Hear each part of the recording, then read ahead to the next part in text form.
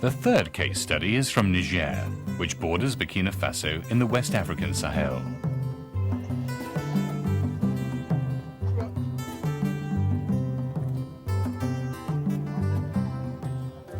The center of activities is at Badagasheri, close to the northern limit of cultivation.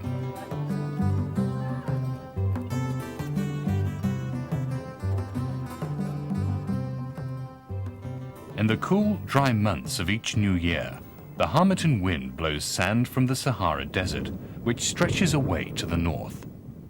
One of the main problems faced by villagers is the loss of grazing land.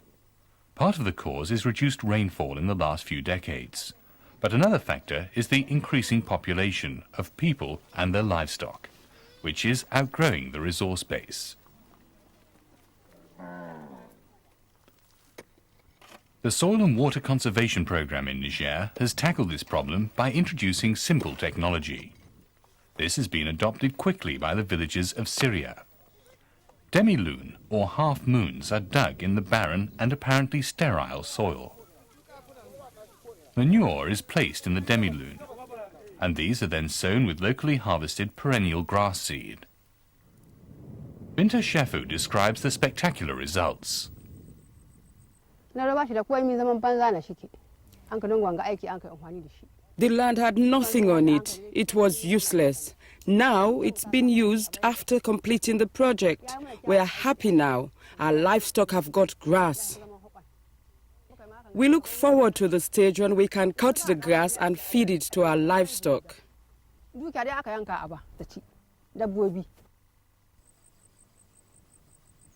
Clearly, both women and men appreciate the transformation of the degraded rangelands for their livestock. Ramatu Shekaru explains. It's going to be of benefit to us women because there are some women that have more livestock than men, and the whole project is for livestock. One woman may have 2 cows, another 2 sheep, and another may have 3 goats or 4 or 5. That's why it's important to us. The program is now ready to spread the message further afield through the means of exchange visits. This is farmer-to-farmer extension. Early in 1992, a dozen farmers from Tulu traveled 30 kilometers or so to the village of Syria to see the results for themselves. But this wasn't just a sightseeing trip. They were there to be trained in the layout and construction methods that have been so successful at Syria. Technical training of villagers is an important component of the program. It helps to demystify technology. The water tube level, for example, is easy to make and operate, and is remarkably effective for surveying contours. An A-frame is another labor-saving device. It's used to mark the outline of the demi-lune. Back at Tulu, the villagers are provided with hand tools by program staff. Tools for work are the incentive most appreciated by the farmers and preferred by the program.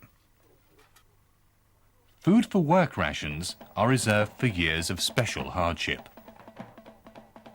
The villagers now construct a series of demi-lune to restore a denuded wasteland to its former productivity.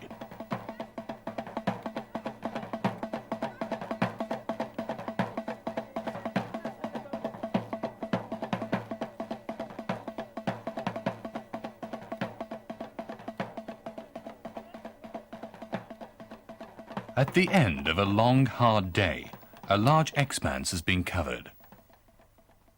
The demi-lune act as a water harvesting system by holding rainfall runoff, which previously flowed over the barren surface without infiltrating. The spaces between the structures act as catchment areas. Moisture is therefore concentrated in the demi-lune, providing ideal growing conditions for the grass seed which has been sown.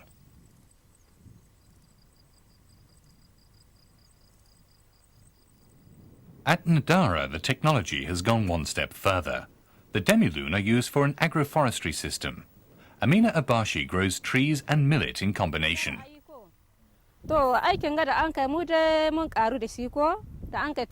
We benefit from this work. After it is done, we plant crops and we are happy with that. In addition, we see the use of the trees that we plant. We get firewood and timber for constructing houses.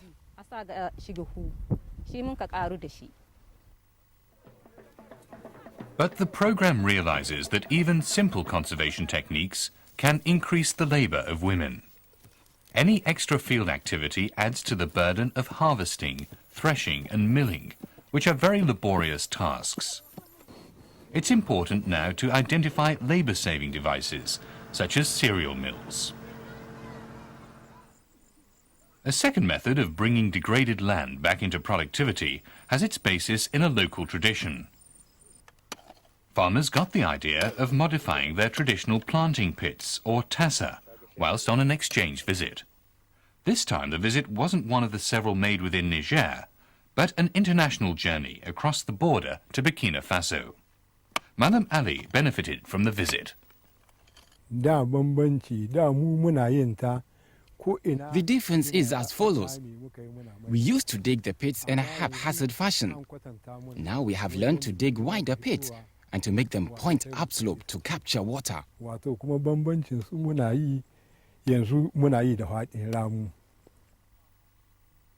Abubakar Abdu is the program manager.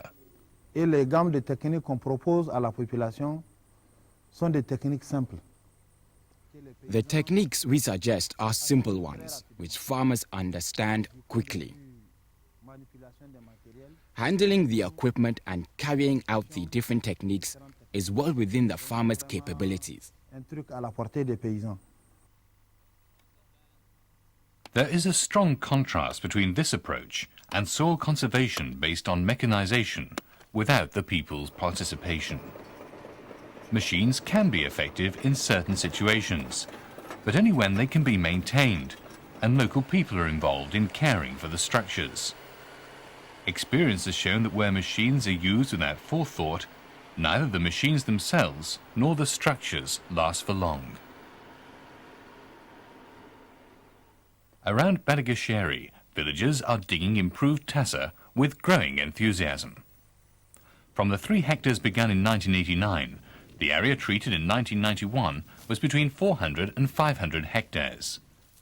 The difference is quite simply a harvest of millet, up to 1,000 kilograms per hectare, where previously there was nothing but barren land.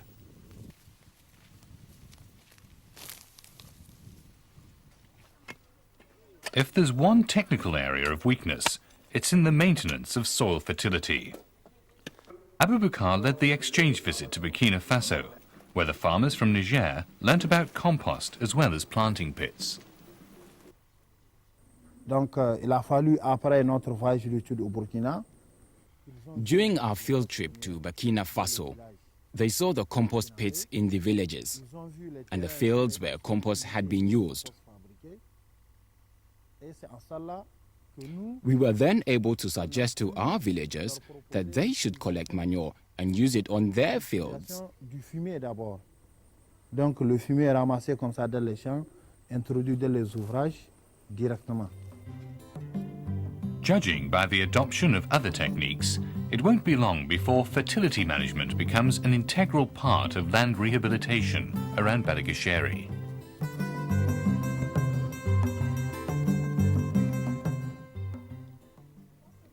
The programs in Burkina Faso, Lesotho and Niger are based on lessons from past projects. But the new approach also stresses the need to learn for the future. Experience has underlined the importance of several further issues. First, there's the need to provide appropriate incentives to help farmers carry out conservation work. Tools for work and the provision of fertilizers are valued by farmers. Controlled provision of food rations can help families carry out work, but should only be used during periods of acute shortage. Second, the burden of women must be reduced. Even simple soil conservation measures can be labour demanding. Women need to be trained alongside men and not delegated only the most menial jobs. Third, effective extension and training systems are needed to disseminate technology. Exchange visits provide the opportunity for farmer-to-farmer extension. Farmers can pass on skills to each other, like simple surveying with a water tube level. Finally, conservation farming, through better husbandry practices, yields benefits. Composting and intercropping improve soil fertility and plant growth. A protective ground cover is good for conservation, and better crops, trees and fodder give farmers a rapid return on their investment. Of course, the scale of land degradation is massive, but the cost of ignoring the problem is even greater. There's still a long road to travel. Much more work remains to be done investigating and developing indigenous conservation techniques. Nevertheless, there's a new consensus emerging that something can be done to tackle land degradation and rural poverty. IFAD is continuing its contribution through the second phase of its special program for Africa. There's now a base to look optimistically towards the future.